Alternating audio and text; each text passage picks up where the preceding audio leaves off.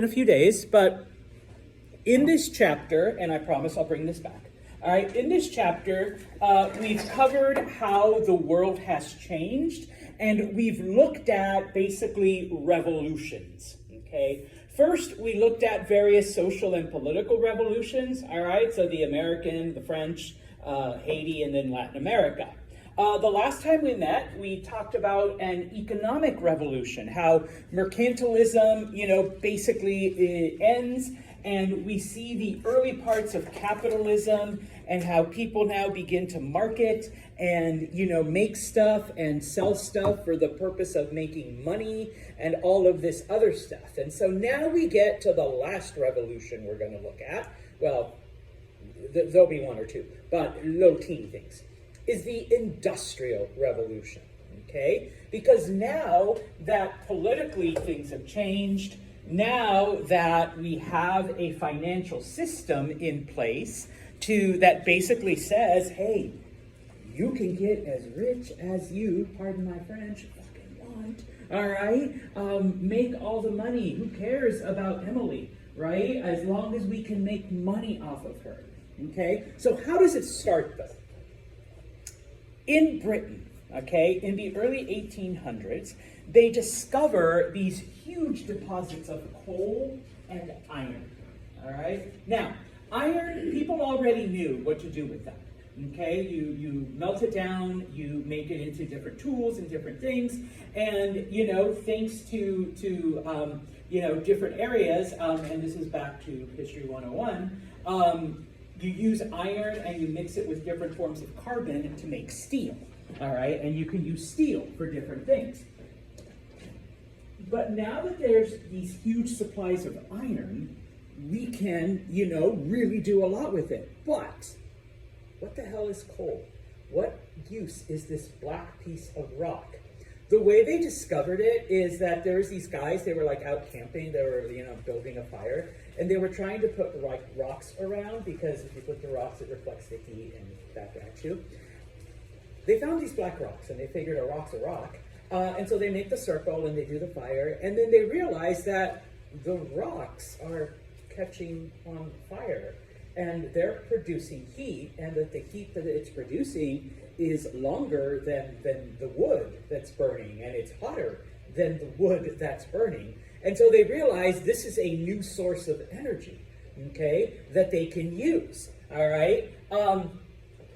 We've already had an economic revolution, so there's plenty of money to do stuff. At the same time, okay, we see and it's not just steam engines, but that's the big one. We see an explosion in inventions, people are coming up with all of these ideas. This is the era of like Benjamin Franklin, and he's like one of the first, to come up with all of these different things.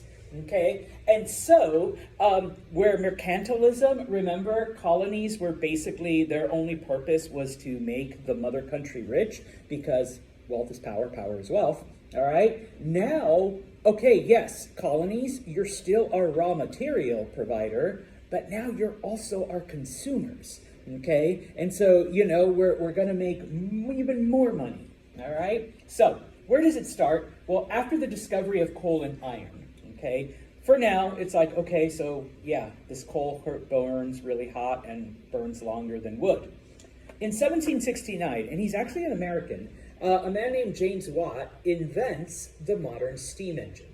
Okay, now, with the discovery of coal, you have an energy source that makes the steam engine even more powerful.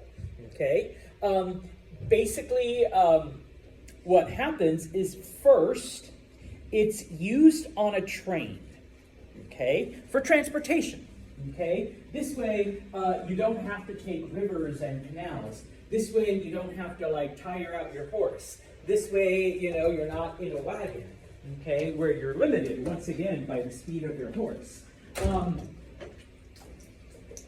A machine that just goes, okay? So at first, it's used on trains, and this is where we see the birth of railroads, okay? Eventually, though, people realize that you can take this steam engine, this device, and attach it to anything. So everything that was being done by human power, all right, can now be done mechanically. You just need the engine, and now you have a source of power that burns hotter and longer than wood, okay, to power this engine. And so suddenly, you can make way more products and at a cheaper cost, which means what? More money, okay, for the creator, and of course, more products for the consumer, okay? And so, how does this all start, or what ends up happening, okay? The first place where we see the application of all of this is in textiles, okay? Remember that cotton starts off in India, okay? And for, thousands of years, most of the world's cotton comes from India, all right? Now, it's not on here, but that's why you have Santos, okay? U.S. has become independent. U.S. is growing. In the South, a lot of the southern states at this time grow tobacco. They use slave labor for the tobacco, but the thing about tobacco, even though it's addictive and people in Europe totally want it, tobacco depletes the soil really, really quickly, so you either have to move on or take different kinds of measures to replenish the nutrients in the soil. And for now, the only thing that people know how to do is just not grow anything for like a season or two, which if you're a tobacco grower, can't have that happen. And so people begin to move into areas that eventually become like Mississippi, Alabama, Louisiana, the areas like those, what we call the Deep South. And so the people that are moving there are like, okay, we don't want to do more tobacco. And so they start planting cotton because the conditions are very, very similar to India. Hot, humid, gross, all of that stuff. All right, if you've been to Atlanta in the summer, you know what I'm talking about, okay? Now, the thing is though, okay, and I'll show you a picture. When you grow cotton, you have to separate the cotton seeds from the actual cotton before it could be made into fabric. And that is quite literally the slowest part of the entire process, okay? And so Southerners, let's take a step back. Who did they have to do all of the labor? Slaves, okay? They're like, okay, we need to buy more slaves because we need more of them to be separating the seed from the cotton, But at some point, they had to spend so much money on slaves to do this that it doesn't become profitable, all right? Because it's such a slow and tedious process.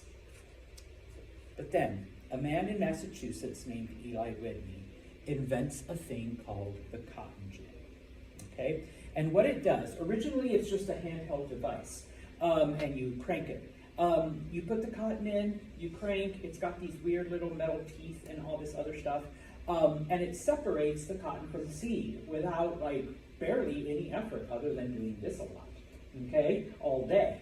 And so it speeds this up.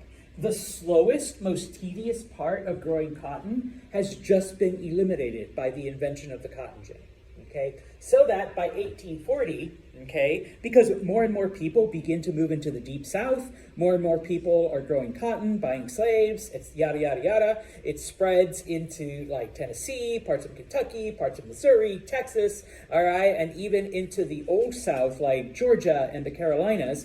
So that by the 1840s, almost 80% of the world's cotton comes from the American South, okay? No longer is India the biggest producer. And I know this isn't American history, but this is one of the reasons why the southern states broke away and caused the Civil War, and why they thought they were going to win, because Britain needed their cotton. And they thought, yeah, Britain is going to totally be on our side. They're going to give us everything we want so that we can fight the Union and become our own country, because cotton is king, King Cotton, all right? Because Britain they bought most of the world's cotton because they were the major producer in all kinds of textiles.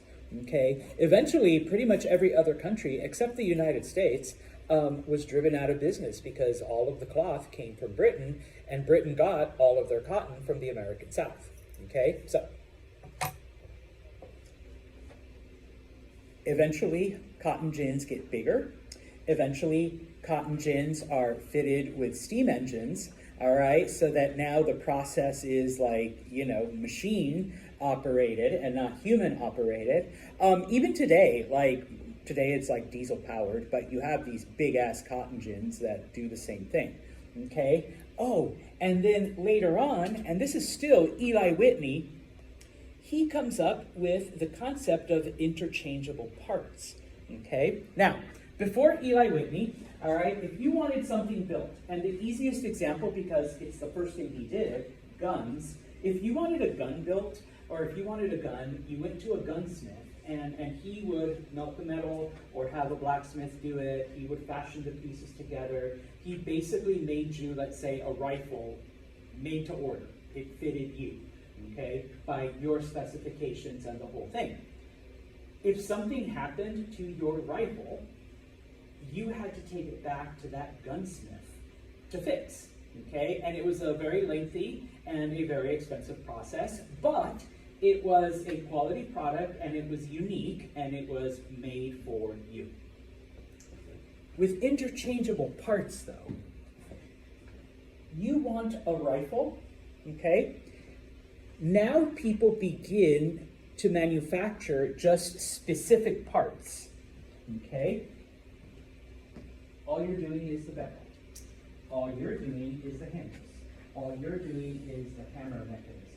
Okay? And they were designed and built so that one part could fit easily with another, so that when something broke, you don't need to go to the gunsmith and have either your entire gun fixed or your entire gun replaced. You just need this little part. Okay? Switch it out, put another one in, and boom, you're set. Okay? Your gun is fixed. Okay? It started with guns. All right, but eventually it moves on to other machines, okay? They are now made with interchangeable parts. Now, this is, yes, the graphic worked. Okay, this is the cotton gin, okay? If you've never seen pure cotton, this is what it looks like. It looks like the little cotton balls you buy at CVS or Walgreens, okay? But the plant, and I've never worked with cotton, but I've seen cotton plants.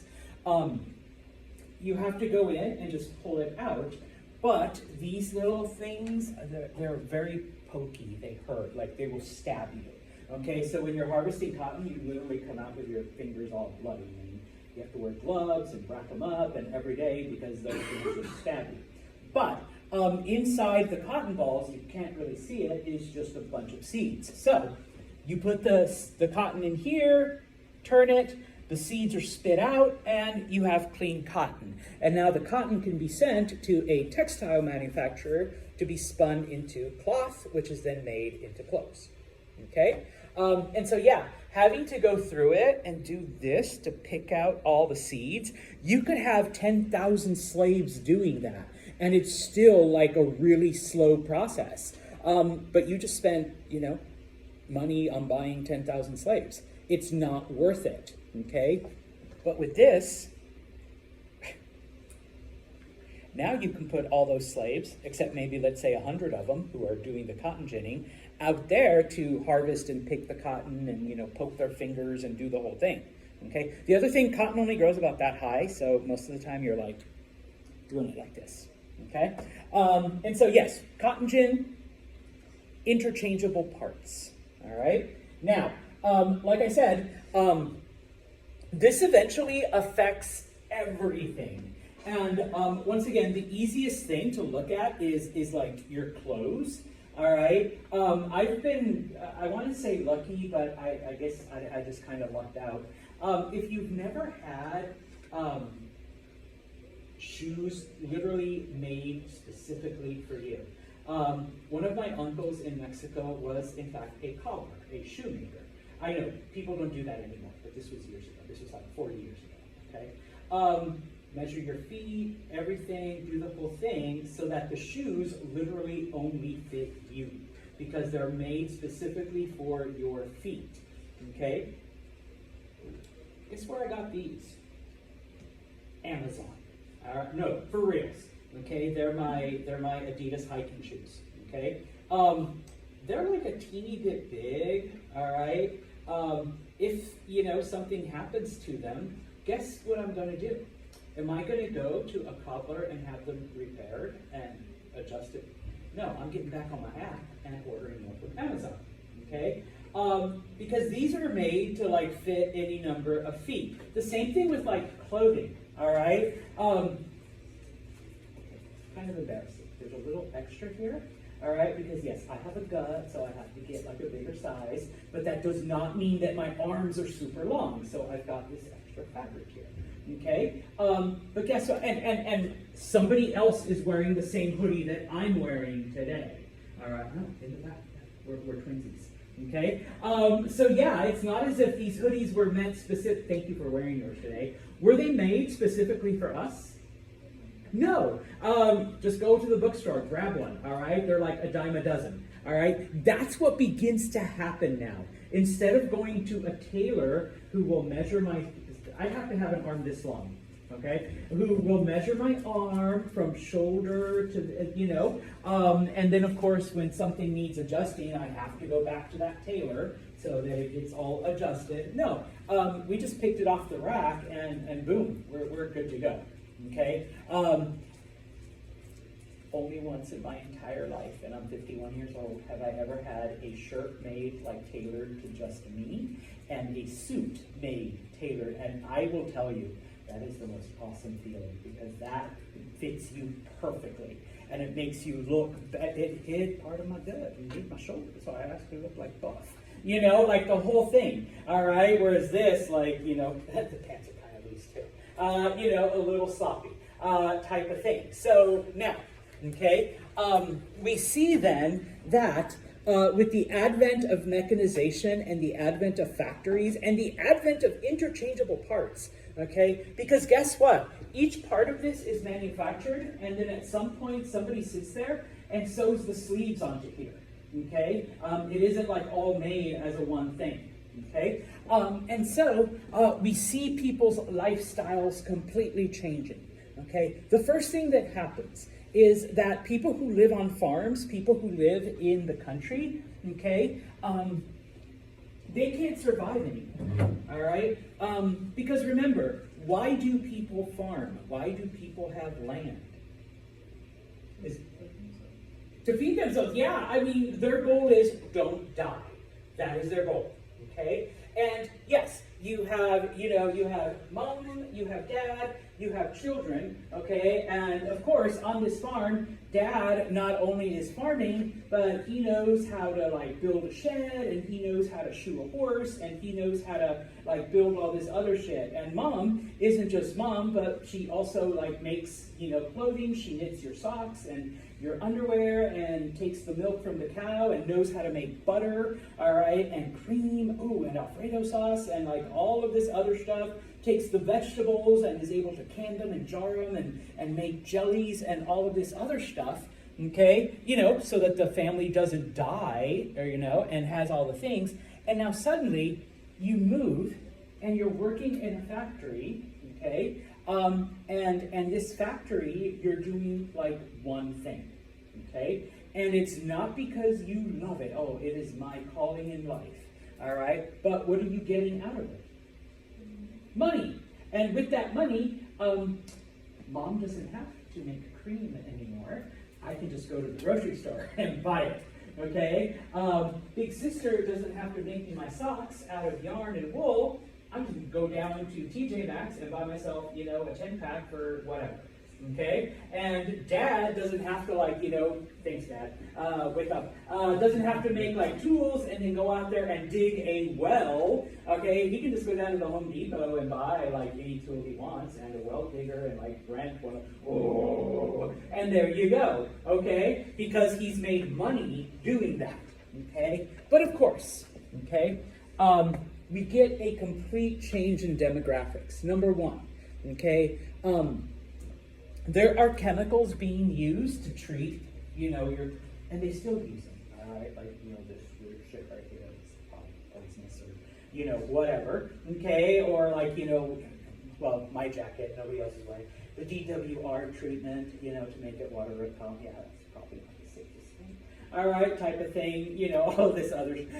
Angelina's going, damn, yeah, he's right, yeah, whatever. Well, you gotta get rid of these waste products, and at the time, people are like, there's a bunch of water, just dump it in there, then it'll go that way, and it'll be their problem, not ours. Okay, so now you're poisoning the water, okay, and of course, factories are throwing all kinds of shit in the air. Okay, because there are so many people moving into cities to work in the factories, you get overcrowding and all of the things that come from living in these squalid, overcrowded conditions. And most of these city dwellings were not made for all of these people. Okay. Oh, and by the way, it's the 1800s. All right, and so there's no running water, there's no sewers, there's none of that. Is this America and Britain? Yeah, and it happened more so in Europe, but it also in America. Okay, when you grow up on a farm and your life is don't die. Okay, so that's why you're growing food and raising pigs and doing all the other stuff. Okay, when the sun comes out, you wake up and you go out to work. When the sun sets, okay, can't work anymore. Go home, eat, relax, do whatever. Okay? Well, now that you're working in a factory, okay, you're on the clock. All right? And in the early days, factories ran 24 hours a day. You got Sunday off. And they worked in 2 12-hour shifts. So you went in, you worked your 12 hours, you went home, the next shift came. Okay? Who determines that? It's like, are you being called in because this is when the sun rises? No. It's your manager, it's your boss, it's whomever makes the schedule that is now determining your life. Okay? And some of you are like, shit, I hate my job. Yeah, because your manager or whoever schedules you is the one that determines now. It's like you're not working when the sun's up and then you go home when the sun's down because can't see, all right? Now you're being told when to be there depending on somebody's schedule, okay? And of course, you as the worker, this really hasn't changed much. Number one, you're not making a whole lot of money, all right? And number two, you're working in a factory, so you're not actually making something per se. Maybe your job is just to push this button, all right? So that the steam engine, moves down the press and then it goes on. And now I push the button again, and now I do that. Actually, you're probably doing more than that. But you're doing the same repetitive thing over and over and over again. Whereas on the farm, one day mom is making butter. And then the next day, okay, now we need to milk the cow because we want to make cream. So get milk from the cow and making cream. Okay, but then big sister here, all the chickens laid eggs, so now she's collecting all the eggs. All right. Oh no, one of the bulls just escaped and the pigs are running around. So now we got to get dad and brothers have to fix the fence and round up, the animals that got away. All right. So you always had something different happening, okay, as opposed to the life in a factory. Okay. And yes, it starts in Britain. Britain is the first. And so they gained the advantage because that's where all of the iron and the coal was discovered. Little by little, though, other countries in Europe begin to catch up. Believe it or not, the second most industrious country after Britain for a while was Belgium. Okay, because they discovered coal in Belgium. So they're like, build those factories, build those steam engines, okay? Now, eventually, other areas like France and what became Germany, they also become industrial giants. The other countries in Europe, for whatever reason, did not. Spain had a little bit, but nowhere near even places like Belgium. Italians, I'm sorry, no offense, they had nothing. They're like, fuck that shit. We're just sitting, drinking wine, and whatever. Okay? Maybe a little bit in Austria, all right? And of course, it's not on there, but it happened a lot also in America. Now, the thing with America, though, is because it's huge. Most of the industrial stuff and most of the manufacturing, at least back then, was on the East Coast, specifically like Massachusetts, New York, New Jersey, all of those areas. You don't believe me? Go up to Broad Street and you'll find all of the old abandoned factories that at one point in time made Utica the underwear capital of the world. Yes, union suits, okay? But if you didn't want to farm, okay, then you just went past the East Coast and Oklahoma, all right? You could, I'm sorry, if you didn't want to work in a factory, you get free land in Oklahoma and you can, do whatever, okay? So the U.S. was different. Oh, I got ahead of myself, okay? Because, owners are making all the money, the working class is making nothing, all right? And so what begins to happen is, yes, people get tired of this. People get tired of overcrowded cities. People get tired of not having land. People get tired of, the conditions that they have to work in and the fact that they've lost all of these skills in exchange for I'm putting slot A into bracket B and I'm getting minimum wage and this is the only thing I do all day for 12 hours, okay? So yes, people begin to leave Europe, all right? And I suppose for many of us, this is where your, ancestors, left Europe or left wherever, and it wasn't just America, okay? Like I said, if you wanted to work in factories, then you stayed along the East Coast. If you didn't, then you went further inland and got, free land in Oklahoma or Kansas or the Dakotas or whatever, okay? But people also went to Canada, okay, because Canada was literally nothing, all right? You could just go and it was you and the polar bears and that was it, okay? And of course, Australia, all right? It was no longer a penal colony, okay? And so if you went away from the cities, Australia, someone once described it, it's just like America. There's like 2 or 3 important cities on each coast and then a whole lot of nothing in the middle, okay? And that's basically Australia. So you could go out there and if you survive, getting attacked by kangaroos and wallabies and shit like that, then yes, you could have these giant cattle farms. You can have, whatever out in the middle of Australia, all right? And so, now, obviously, not everyone is adapting to this because if you're a tailor and suddenly all of the garments are being made in a factory, what use are you?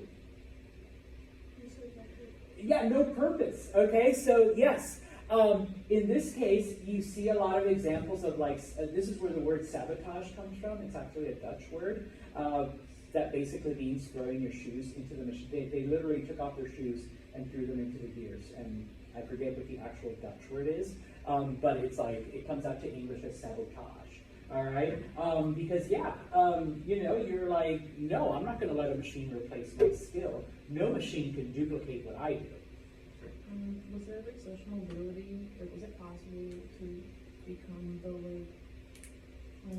If you were part of these, the bourgeoisie that we talked about last time, the ones like the financiers and the bankers, and the one if someone discovered coal on your land, then yeah. Otherwise, if you were a base bottom worker, it was very unlikely. So there was nobody who was well, maybe one day you can just work harder and become a bourgeoisie. I mean, I'm sure they were told that by the people that owned the factories, just like today, yes. You're told by your manager, work hard enough, Maya, and one day this place could be yours. And so, yeah. Now, people did move up in the sense that they did emigrate, and whereas you were a low-wage factory worker in Europe, you could go. And at the time, the US and even Canada and Australia were literally just giving away land if you were white. And so yes, you could get your 100 acres in Kansas and make yourself a success there. type of thing. So there were options, but if you were like putting slot A into bracket B 12 hours a day, more than likely no. All right. But if you were part of that middle management or part of the financier class, or you had gotten in that way, then yes. Okay.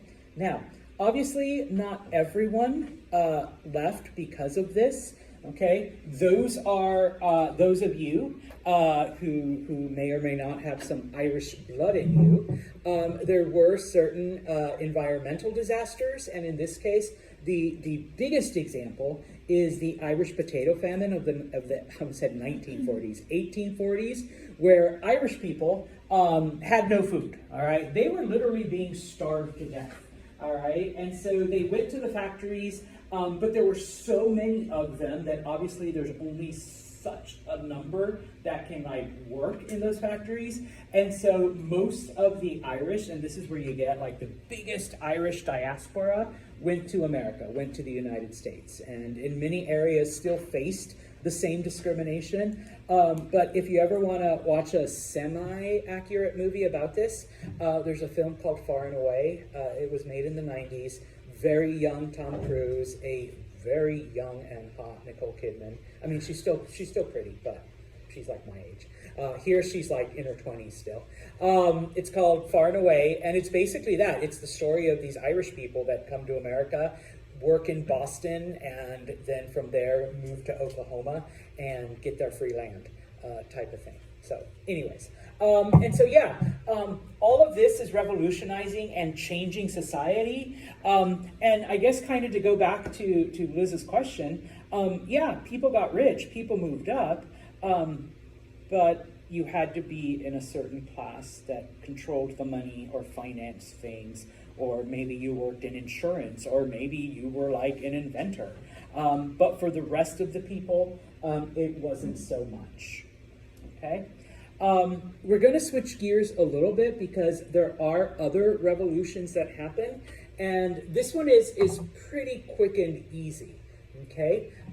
Because outside of those areas, outside of Britain and France and Germany's and Belgium and stuff like that, okay, most of Europe is still very authoritarian. You still have kings, you still have kind of a backwards thought, okay? Now, the ideas of the French Revolution reach Russia, all right, in the 1820s, so they're 30 years behind. But those ideas finally make it to Russia, okay? And of course, the Russians don't really want the same thing to happen to them, so they do their best to try to suppress them. But in 1825, the Russian Tsar dies, and he has no son to take over, okay? So, a group of people known as the Decembrists, because it happened in December, okay, decide this is the time, all right? There is no heir. There is no one to take over the crown. Let's just get rid of the monarchy and do what the French did. Okay, so they rise up in revolution, but unfortunately, okay, even though the group is united in trying to eliminate, the monarchy, they can't agree on what type of government they want. Okay, so one group, all right, wants to make like France, make it to a republic, get rid of. Now you have to. Oh, let me take a step back. Feudalism had been eliminated in Europe during the Middle Ages. 1800s, Russia still has it. They're 400, 500 years behind, all right, when it comes to the social structure.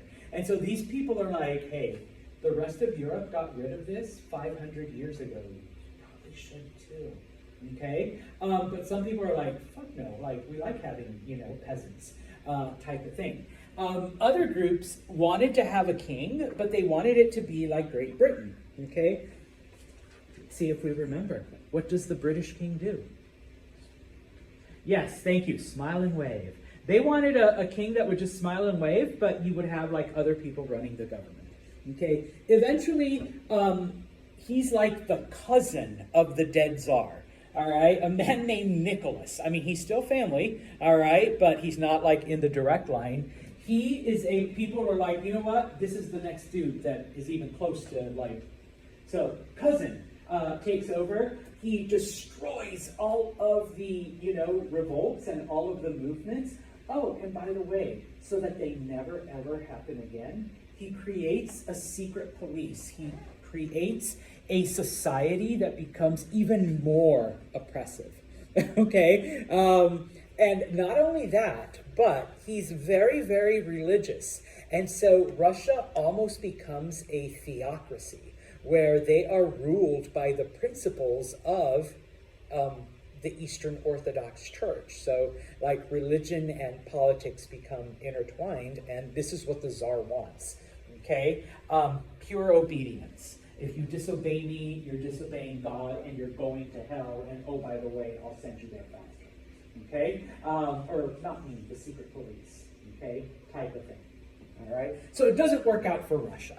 Okay? By the way, they don't get rid of serfdom until 1866. So until 1866, they still have a social structure that's medieval. That's literally like, by now, almost 600 years behind everything else that Europe is doing. Okay? Egypt. Okay? Think back to Napoleon and the French Revolution. One of the things that Napoleon did was invaded Egypt, and he took it over.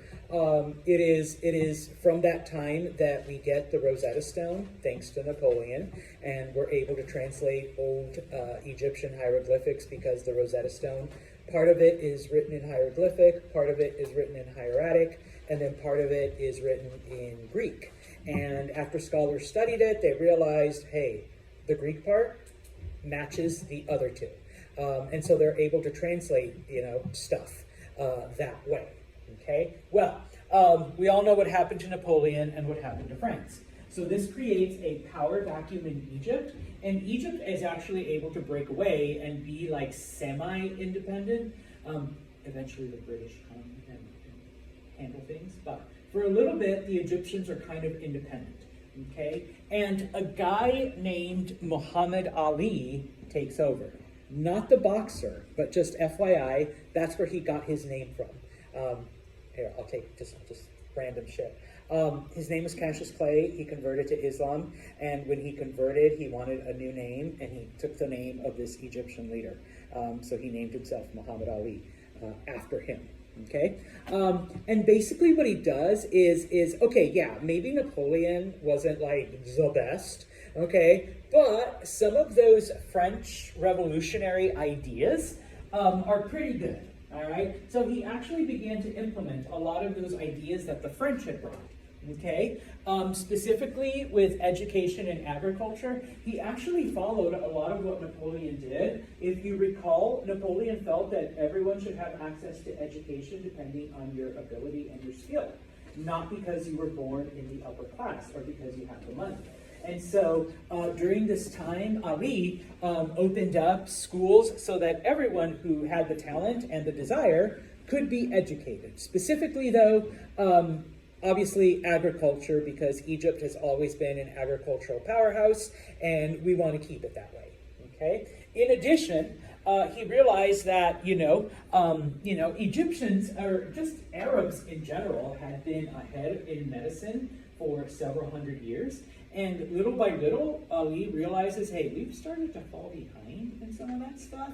So maybe we should, try to not only keep up, but catch up to, some other people. In addition, since we're having the Industrial Revolution, and one of the things about Egypt is that they are a little bit backwards technologically, he opened up engineering schools. He actually brought European and foreign engineers to come in and teach Egyptians. Okay? And so, and this other thing happens. They realize, part of their agricultural training, cotton grows really good in Egypt. Nobody had ever tried it before. Okay? And so,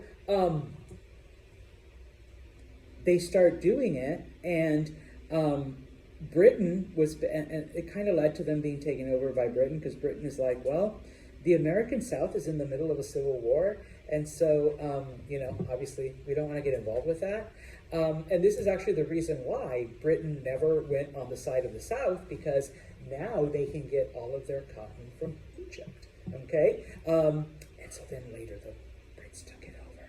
Just makes it easier that way if we control them. But yeah, and today when you think about it, what type of cotton do people consider to be the best? Egyptian cotton. All right? I know Blood Bath and Beyond is gone, but when you walked in, that was their big thing, you know, Egyptian cotton, 1,000 thread. Okay, that's like, you know, the cotton to have.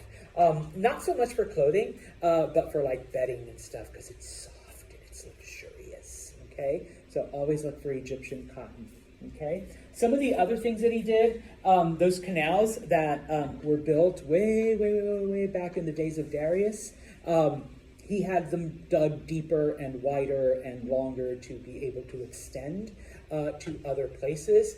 And of course, in order to control the flooding, and this is the early days of people realizing they can use water power for things, he does have different dams built across the Nile, so that now areas that used to flood and destroy are controlled, and you have a new source of power. Okay, I'm going to stop right here, and we will continue on Monday talking about India and China, Asia. All right.